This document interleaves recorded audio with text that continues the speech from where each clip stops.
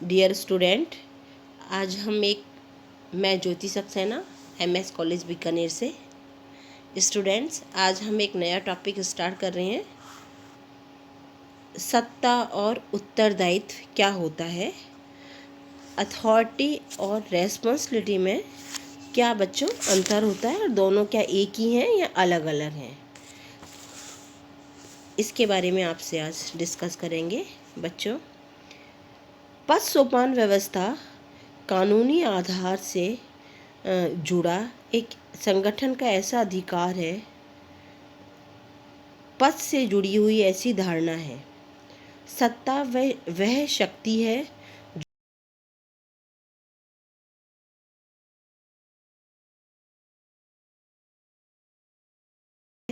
कि सत्ता का संगठन में वही जगह स्थान है जो मानव शरीर में आत्मा का होता है।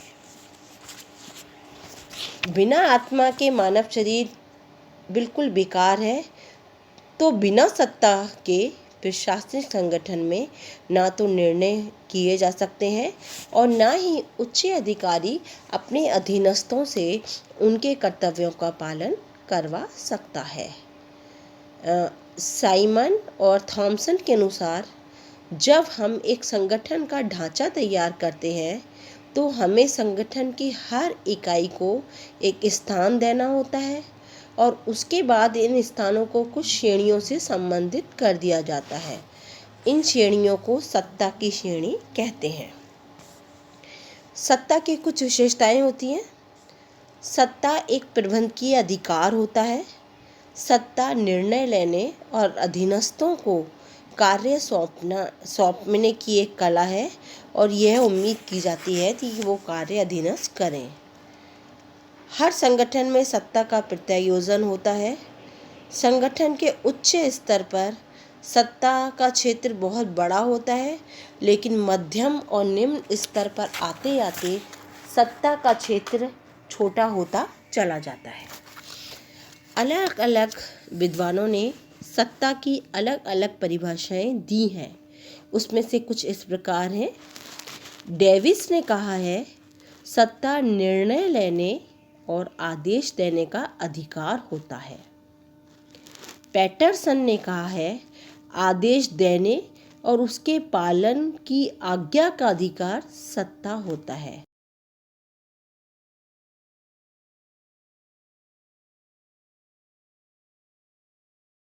दूसरे व्यक्ति की क्रियाएं निर्देशित की जाती है।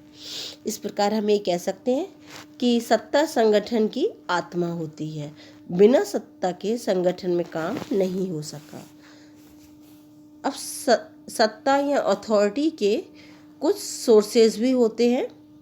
वो इस प्रकार हैं। सबसे पहला सोर्सेज है परंपराएं। जिस प्रकार समाज में कई तरह की परंपराएं मानव व्यवहार को कुछ सुविधाएं देती हैं, उन पर अनुशासन रखती है। हर संगठन समय के साथ साथ अपने नियम, तरीके और कार्य को कैसे करना है इसका निर्धारण करता है। साथ ही किस परिस्थिति में अधिकारी ने क्या निर्णय लिया है, यह सब धीरे धीरे संगठन की परंपराएं बनती जाती है। संगठन के नियम, प्रक्रियाएं और परंपराएं खुद ही सत्ता प्रदान करते हैं। उसके बाद है प्रत्यायोजन। उच्च अधिकारी द्वारा अधीनस्थ को सत्ता सौंपी जाती है। यह शासन के टॉप से शुरू होती है और नीचे तक आती है। लिखित या मौखिक आदेशों में एक के बाद एक पद सोपान स्तर पर सत्ता आती रहती है। इस प्रकार सत्ता का प्रत्यायोजन चलता रहता है। कानून भी सत्ता का एक महत्वपूर्ण स्रोत है। लोक प्रशासन का आधार ही संविधान और सरकार द्वारा बनाए गए कानून होते हैं। अधिकारों की उत्पत्ति का मूल स्रोत संविधान होता है।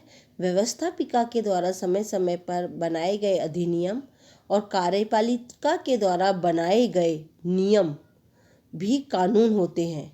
न्यायिक निर्णय,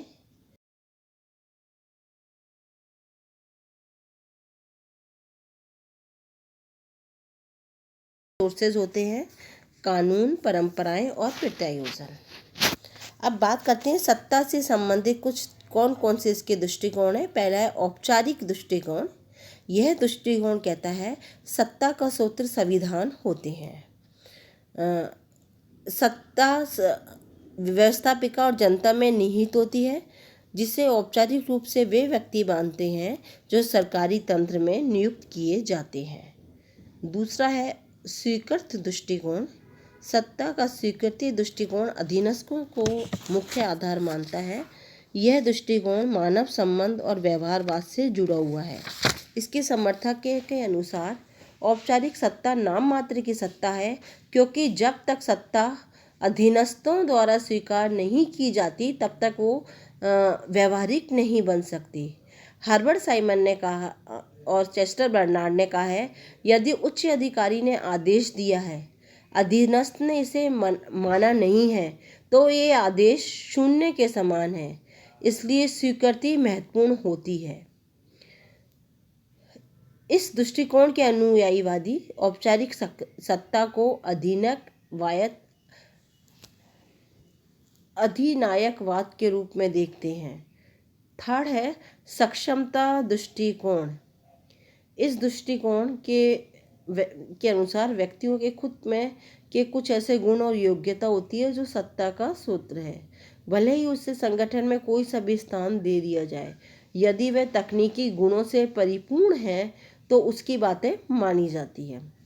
डी मिलेट ने प्रशासनिक कार्यों के सफल तरीके से किए जाने के लिए चार क्षेत्र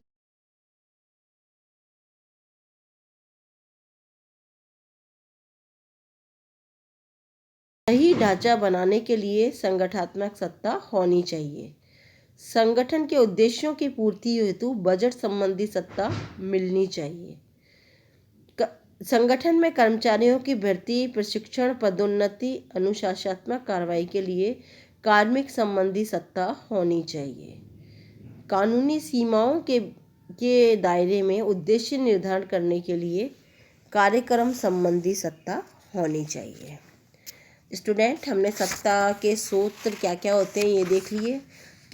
सत्ता के कौन कौन से दृष्टिकोण होते हैं, स्वीकृत और सक्षमता दृष्टिकोण, इन सब के बारे में हमने आपसे बात कर ली, औपचारिक दृष्टिकोण। अब हम बात करते हैं सत्ता के प्रकार। सत्ता स्टूडेंट 3 प्रकार की होती हैं। मैक्स वेबर ने कहा है समाज में सत्ता को परंपरागत सत्ता, चमत्कारिक सत्ता और वैध तार्किक सत्ता के रूप में बताया है। यहाँ 3 प्रकार की हम सत्ता की बात करेंगे। पहले है सूत्र सत्ता। शासन में सूत्र सत्ता का प्रयोग नीति निर्माता और नियंत्रणकर्ता अधिकारी करते हैं। सूत्र सत्ता उच्च अधिकारी द्वारा तथा अधीनस्थों के बीच में होती है। यदि आदेश की एकता का उल्लंघन नहीं होता तो यह सत्ता उच्च स्तर से निम्न स्तर तक आती है। दूसरा है स्टाफ सत्ता। स्टाफ सत्ता सेवा करने वाली सत्ता होती है। यह सत्ता सूत्र सत्ता को परामर्श देने का कार्य करती है। सूत्र सत्ता में सत्ता का फ्लो ऊपर से नीचे की ओर होता है, जबकि स्टाफ सत्ता में यह फ्लो किसी भी ओर हो सकता है। थर्ड है स्टूडेंट क्रियात्मक सत्ता।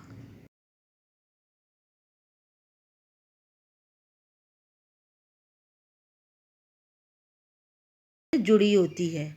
यह सत्ता निर्णय ले सकती है, लेकिन एक विशेष और सीमित क्षेत्र में ही ले सकती है। यह सत्ता क्रियात्मक सत्ता आदेश की एकता का उल्लंघन करती है। यह सत्ता उस व्यक्ति में मानी जाती है जो किसी विशेष काम से संबंधित हो। ऐसे में ये अधिकारी के कार्यभार में बढ़ोतरी भी कर सकते हैं। इसलिए थियो हीमैन ने इसे सीमित सत्ता कहा है और कहा है इसका प्रयोग बहुत सावधानी से किया जाना चाहिए। बच्चों, ये टॉपिक कंटिन्यूशन में आगे चलेगा। नेक्स्ट टॉपिक में हम ये बात करेंगे कि सत्ता पालन करने के लिए कौन कौन से सत्ता के अधिकार होते हैं। Thank you student.